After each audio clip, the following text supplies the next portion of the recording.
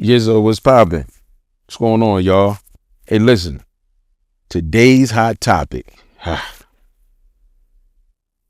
Stephen A. Smith and LeBron King James. What in the world is going on, man? God damn, man, I hate to see it. See, my position on this, my position on it is different for a couple reasons. One, both is family to me. LeBron, Rich, Randy, and Maverick, like real family, 20 plus years. Stephen A., same amount of time. So I personally hate to see it, right? But I also understand the difference that SA and Bron got over the course of years with SA's criticism of LeBron as a player and like the NBA stuff, the sports analyst stuff, the criticism. I get all of that. What bothers me about this, outside of it being two people that I know, I'm watching the responses to it. And I'm watching how many people think that they saw something gangster take place. This ain't taking nothing away from Bron as a man. I'm talking about the people who think they saw something solid. They think they saw something that was, oh, he did. Like, you think you saw something gangster. You didn't. You did not witness nothing gangster take place. I saw a lady say, LeBron did this and he held a press conference courtside against Stephen A. and Stephen A. Smith folded like a napkin. Let me ask y'all a question. Because again, my mind be working different because I'm not with a lot of hype. I'm not with a lot of unnecessary interactions that can lead to people being hurt, whether it's physically or in their pocket. Like, I'm a thinker. So when I see all these people talking about, oh, he folded, LeBron did this and Bron did that and Bron checked him and Stephen A. didn't do nothing. What did you expect him to do other than to blow his bag and possibly blow Bron's bag? What I mean by blow their bag, just disrupt their professions. What was he supposed to do? Stand there and fight LeBron on national television? Like, where did he fold like a napkin? Because here's the thing, and this is what's unfortunate. Here's what a lot of people would have loved to have seen. What if Stephen A. would have said, when LeBron said to him, keep my effing son name out your mouth, stop talking about my effing son. What if Stephen A. would have said, or what? Or what, nigga, or what? Bron was already heated. Where do you think that would have went if Stephen A. would have said that? That's what people wanted to see. Two black men on national television trying to tear each other head off over commentary. So when you say he folded like a napkin, I don't see that. I see a situation where only thing you could do in that situation was make matters worse.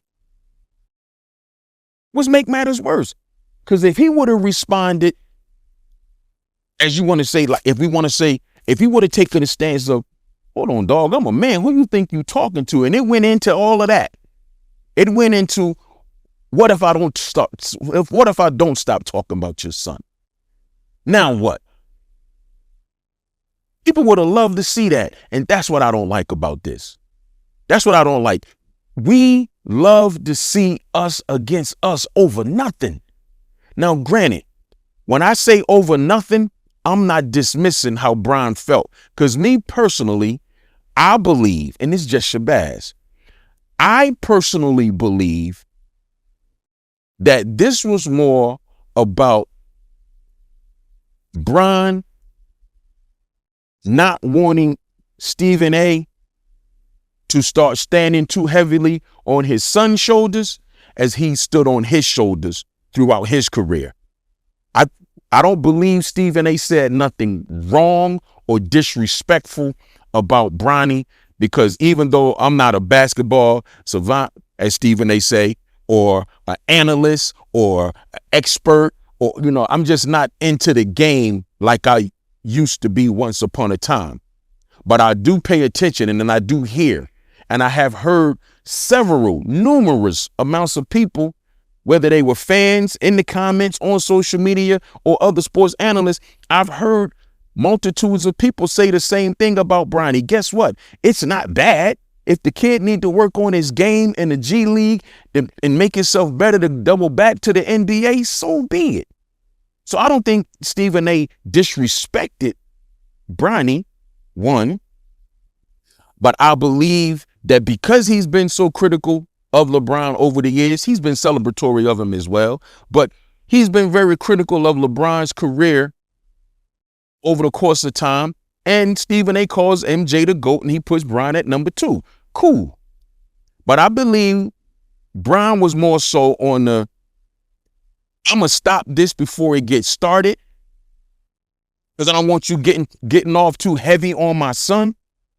That's part of it. But I believe the bigger part of that is, as a man, Bron probably has some level of frustration as well over the course of time that Stephen A. has said this and that, or this or that about him and his playing, or whatever he has something to say.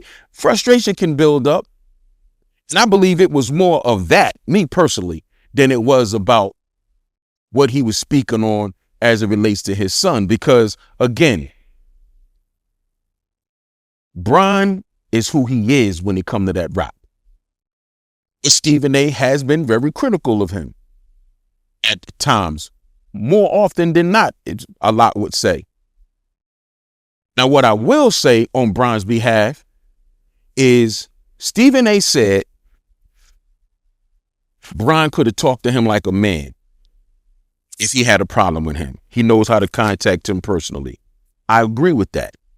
But I also believe, and I also will say this, and I could say this to Stephen A. I believe Bron also can take the position of, if you're going to sit in front of a camera and speak to the camera as if you're speaking to me, pleading with me, if you're saying, as a father, I'm begging you to stop this. As a father, please stop this. You're talking to him directly. So therefore, he could warrant the feeling of saying, hey, if you wanted to talk to me directly, you could have said those things to me instead of talking to me through the camera. I would agree with that if that's Bron's position. I would agree with that. If you're going to address me personally through the camera, and you know you can address me personally on the phone or through a text, then why not do that versus having a conversation with me impromptu on the television? So I just believe it was more so, again, this is just Shabazz's perspective. I believe it was more so about a buildup over the course of time where Bron felt like enough is enough, because now my son is attached. You've always had something to say about me. Now you saying things about my son, whether they true or not, agree or disagree. Let me get in front of this, because I don't want my son to have to deal with this from this individual, particularly while he's trying to establish his career. So I want it to be known that when it comes to my kid, I'm not going to allow the same dialogue that I've allowed for myself. Now, granted, it's a very thin line, because as long as there's no disrespect, no foul name calling, involved in the commentary, if our kids join the big stage, there's a lot that comes with that. And it's not going to always be cheers and applauses. It's just not. So we still have to be mindful of, as parents, where we're going to dive in at to, quote unquote, save our children or take up for our children. Or as a lot of people say, oh no, he just being a dad. He taking up for his son. But if you're going to put it at, he was taking up for his son. If you replay what Stephen A. said, where is there to take up for his son as it relates to what he was describing as a player. You know, because when somebody's talking about somebody's stats and those stats are accurate and those stats, you know, are preceded with donuts and Cheerios, if those are the stats, those are the stats. That's not picking on, that's not jabbing. The stats are the stats. And if you're having a stat conversation, if you're having a performance conversation, then analysts and critics and all of that, a lot of different people have different ways of how they deliver their critique. But as a parent, I wouldn't have nothing to say to anybody that didn't disrespect my child, especially somebody that knows me. If you know me and I know you, you gonna disrespect my kid? Yeah, man, you're gonna have a problem. Even if you don't know me, but I'm gonna take it more personal if you know me. I didn't see where Stephen A disrespected Bronny. And if anybody can point it out, I don't mind being corrected and saying, well, you know what? Okay, I could, yeah, that was a little disrespectful. I would say that, but I didn't see disrespect. But see, again, it goes a little deeper for me because I don't like to see us applauding and cheering for us to be at each other like this. Because it's not that deep. It's not that deep, but you hear people saying stuff like he deserved it. He had it coming. Had it coming? Why? The man is a sports analyst. Yeah, he done did things that he shouldn't do and he done had to apologize for. He human. But for the most part, he's a critical critiquer. He's animated. He loud. You understand what I'm saying? And so we've all witnessed it. But at the end of the day, people talking about LeBron was defending his son. There was nothing to defend. Because if he's going to defend Bronny against what Stephen A said, then that line of that list of defending is very long. It's a whole lot of other people that he's going to have to defend because a lot of people are saying the same thing. So I believe, just like everybody else or anybody else that believes the same, I believe Bronny got the potential to go and be better and come and ball out. Is he going to be what his dad is? I don't know. Those big shoes to fill. But more so for me, I just want us to be mindful, man, about wanting to see conflict between us. Like so many people felt like that was a hype moment. So many people got a kick out of that moment. And I get it because a lot of people don't like Stephen A. Smith as an analyst. A lot of people don't like him as a black man. A lot of people think he's a sellout. He's a coon. He's a this. He had it coming. They want to see something happen to him. But at the end of the day, those of you who feel like that, you really don't even know this man to really want to see harm come to him. Bron is a big dude made out of steel and bricks. Stephen A is still a man, so I don't know what that interaction would have looked like physically. I don't even really want to imagine it. But at the end of the day, why would people want to see the man hurt because of what he do on TV? Now, if you know he's out here in the community and he really hurting black people, he really bringing reproach to us as a people, we having a different conversation. But most of y'all who don't like this man, you only don't like what you see on TV. You only don't like how he critique your favorite player. You only don't like that he didn't say enough about the white boys. He said too much about the black dudes. And I see people saying, oh, we ain't never heard nobody talk this much about a 55th pick. Bronny was the 55th pick. We ain't never heard nobody else talk about the 55th pick this much. Well, guess what? We have never seen the 55th pick be the son of practically the greatest player to put on a pair of shoes. So I don't care if he was the 88th pick. He's going to be the topic of discussion for most.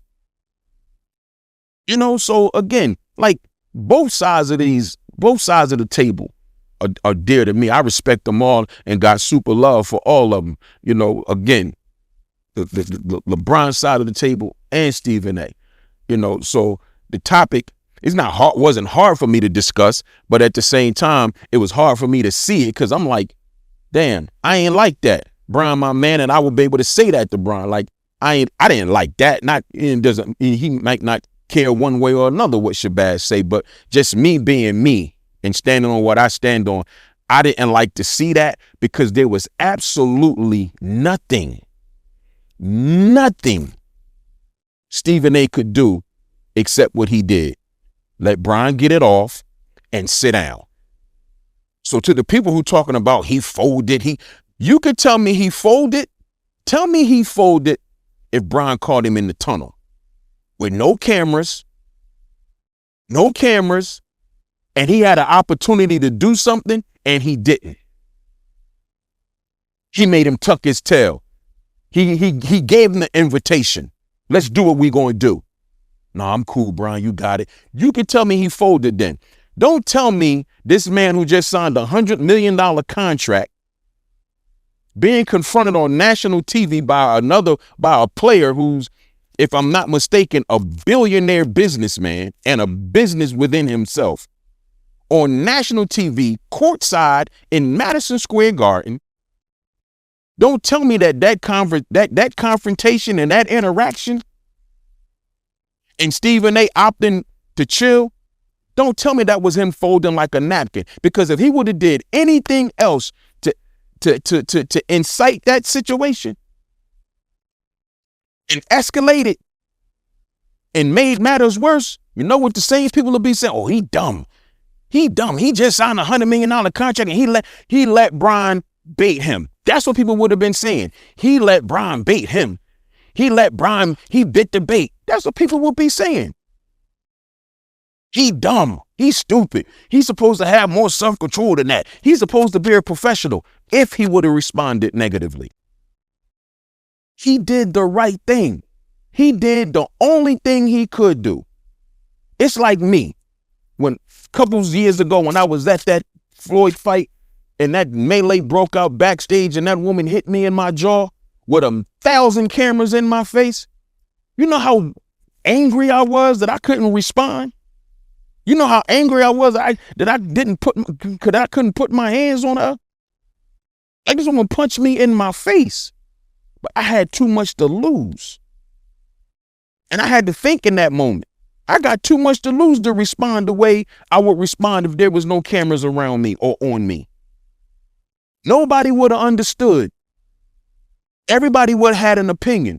Some would have been on my side. Majority would not have. And the people who would not have been on my side would have been the people that mattered the most. Check cutters, people who had product and endorsements, people that I could potentially do business with. Those would have been the people that wouldn't have had no understanding about me responding like that. So if Stephen A. Smith would have responded like a lot of people would have loved to see him do, he wouldn't have hurt nobody but himself. So I'm glad he didn't. That wasn't folding like a napkin. That wasn't tucking his tail. That was being a grown man, understanding that now is not the time, and I'm going to protect myself, I'm going to protect my interests, and I'm going to protect my bag. That's that.